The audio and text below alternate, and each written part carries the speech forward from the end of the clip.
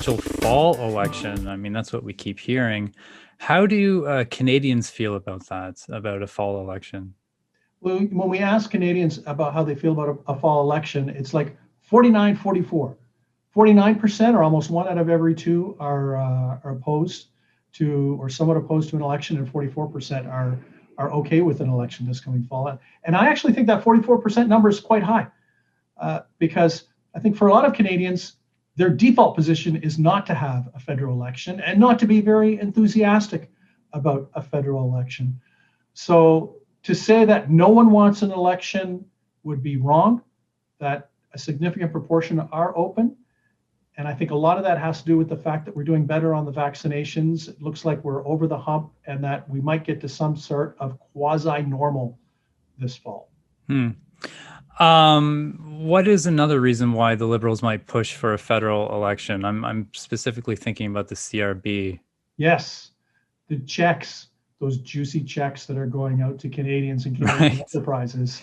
There's an interesting date. If you look at the budget implementation bill, also includes the provision to extend the support that the government is pushing out the door, and that is being extended to, let's all drill this into our head, September 25th.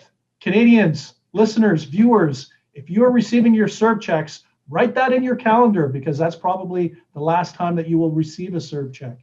And part of the popular wisdom is that with more and more Canadians getting vaccinated, with more and more Canadians getting their second dose, with Canadians starting to normalize things, that perhaps the Liberals might think that it would be good for them, let's set aside the country, but it'd be good for them to have an election while the stimulus is still going out the door, and there'll be, I don't know, we're going to call it the vaccination halo, vaccination honeymoon, I don't know, vaccination warm fuzzy feeling, right?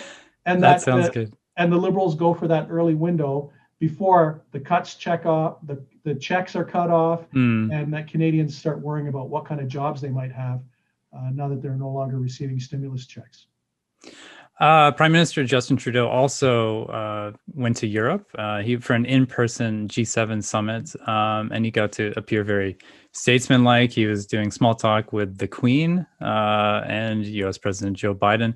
How does that play back at home? How does that benefit the Liberals? Well, it's pretty traditional for many sitting prime ministers, when they think there might be an election, to do foreign trips, to look statesmanlike, to look like a player on the global scene, just thinking, taking selfies with other politicians, trying to show that we're a force for good in the world and that Canada is relevant.